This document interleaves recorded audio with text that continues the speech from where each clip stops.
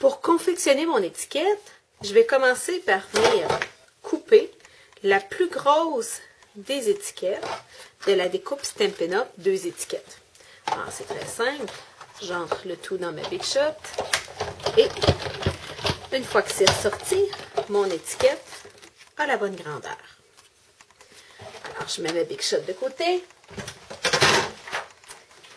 et sur un carton, j'aime toujours avoir un carton retaille. Celui de Stampin' Up est intéressant parce qu'avec les rayures, je peux voir si je suis bien alignée quand je travaille. Alors, je vais venir m'étamper une des images du jeu d'étampe Best Friend Forever parce que c'était le jeu d'étampe que j'avais utilisé pour confectionner ma boîte. Alors, c'est une étiquette qui va venir décorer la boîte que j'ai confectionnée il y a quelques jours.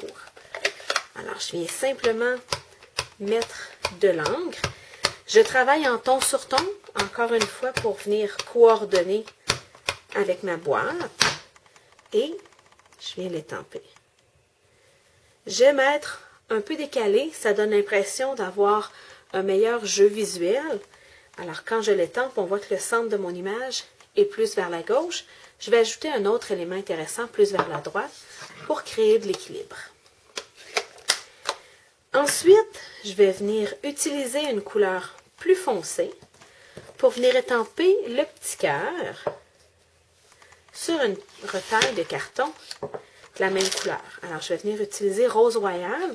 C'est deux couleurs de rose qui s'agencent bien ensemble. Alors, je viens simplement étamper mon cœur que je vais venir découper à la main. Alors, l'avantage d'utiliser un même jeu d'étampe pour faire l'ensemble d'une carte. Alors ici, je vais avoir besoin d'ajouter un vœu. Mais pour faire la base de ma carte, je vais utiliser le même jeu d'étampe. L'avantage, c'est d'avoir des images du même style.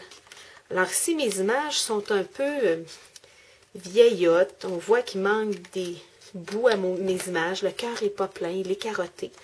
Alors c'est ce qui me permet d'avoir une unité dans mon style au lieu d'avoir des étampes toutes séparées qu'on essaye de coordonner. Alors, en plus de coordonner vos couleurs, vous allez pouvoir, avec Stampin' Up, coordonner le style de vos cartes et de vos projets. Ensuite, je vais venir ajouter un beau ruban, le même ruban que j'avais sur mon emballage cadeau.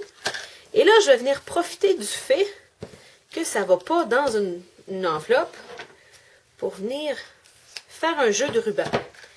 Alors, je vais laisser sortir mon ruban de mon étiquette et je vais venir le fixer avec du fil de lin.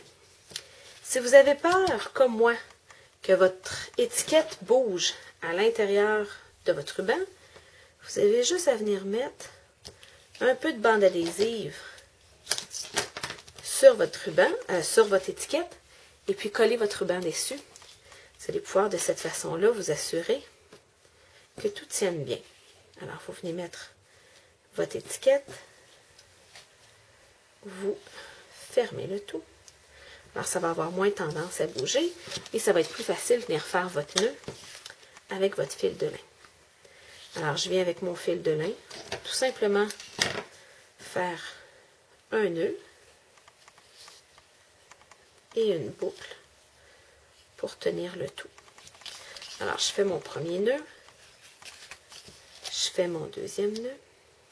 Pour que ça travaille bien, commencez toujours par faire vos deux nœuds.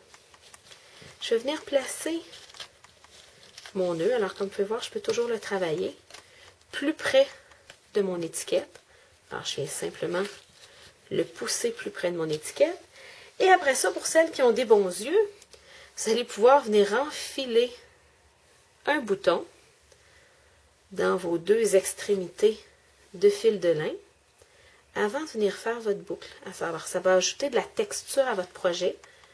Alors, souvent dans un projet, c'est intéressant d'avoir 3 textures. On est garanti d'avoir une texture en ayant du carton.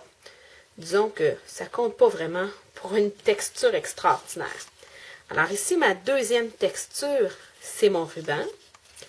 Ma deuxième texture, ça va être mon bouton.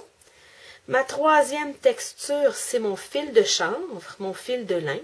Alors, ça n'a pas la même texture que mon bouton, que mon carton, ni que mon carton. Regardez, vous pouvez placer ça, hein. Vous lui dites où est-ce que vous voulez qu'il aille. Placez-le. Une fois que c'est bien placé, vous venez couper vos excédents. Et là, vous venez défaire vos deux rubans pour pas qu'ils arrivent trop parfaitement ensemble. Voyez-vous, qu'en les défaisant, on voit mieux que j'ai gardé mes deux rubans. Vous pouvez décider de les garder décalés ou de les garder ensemble, mais assurez-vous que ce qui dépasse est plus court que la largeur de votre ruban afin de garder un certain équilibre. Alors moi, je vais simplement venir couper mon excédent ici pour avoir pas trop large de ruban. Je vais venir coller avec un Stampin' dimensionnel mon cœur. Alors encore là, ça m'aide à donner un peu de volume au plat. Vous ne voyez pas faire. Venir mettre un peu de volume à mon projet. Alors je viens simplement dans le centre de mon embellissement de base, je vais venir mettre mon cœur. Et finalement, je vais venir me choisir le mot merci dans un de mes vœux, mes jeux de vœux. Alors, c'est joli pensée. Alors, je viens sur mon bloc. Mon bloc est beaucoup trop gros. Je vais aller chercher un plus petit bloc. Alors, vous me voyez travailler en direct. Alors, désolé pour les petites coupures de 8 secondes. Alors, je viens chercher mon vœu merci. Et pour rester encore dans le thème monochromatique, je vais venir utiliser mon rose plus foncé, le même que j'ai utilisé pour faire mon cœur. Et je vais venir étamper mon vœu merci dans le bas de ma carte. Encore une fois, pour ajouter de la texture et aussi parce que mon étiquette s'adresse à une préadolescente, en fait, à une jeune adolescente de 12 ans. Si vous m'avez entendu dire ça, je me ferais bien assommer. Alors, je vais venir ajouter des brillants sur mon cœur. Alors, c'est de la pluie irisée. C'est facile à utiliser parce que c'est un mélange de colle et de brillant. Alors, vous n'avez pas besoin d'utiliser deux produits. Alors, les deux produits sont ensemble. Vous avez simplement à l'étendre et le laisser sécher.